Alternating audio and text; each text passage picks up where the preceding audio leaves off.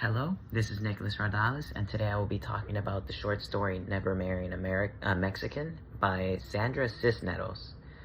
In this story, we follow Clemencia, a Latina woman, and her life as a Mexican American. We get to peek into the situation, how she lives, and how her preferences in men are affected through her beliefs and her descent as a Mexican American. Now, Clemencia works as a translator and a substitute teacher to make ends meet in the U.S. Alright.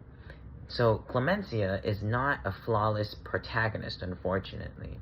She regularly has affairs in order to have a sense of superiority over the wives of white men, and having believed and been treated as lesser than white people, Clemencia uses affairs to feel as if she has power over white people's hearts. This system that Clemencia uses is still flawed, however, as she falls in love with Drew, a married white man who she has been having an affair with.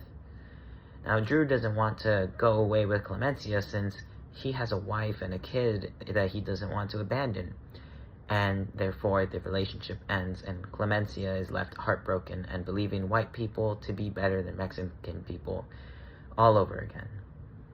Now, Clemencia has also inherited many of her beliefs through her mother or experiences when she was younger.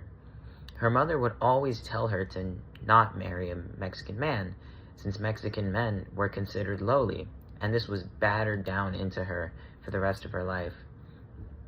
Her mother also married a white man, and he, the white man, was looked down upon by the relatives for marrying down to a poor Mexican woman, since they were of lower status in their eyes.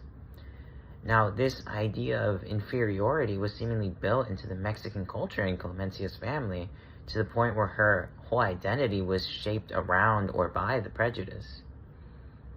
Clemencia also seems to try and fight the inferiority complex in her subconscious by having affairs and eventually taking revenge on Drew for leaving her.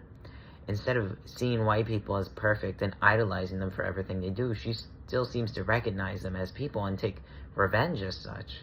While she may not realize it, Clemencia is fighting a big mental battle, and the affairs are is her way of taking things out on the world. Now, this was my Philosopher's Notes on Never Marry a Mexican by Sandra Cisneros.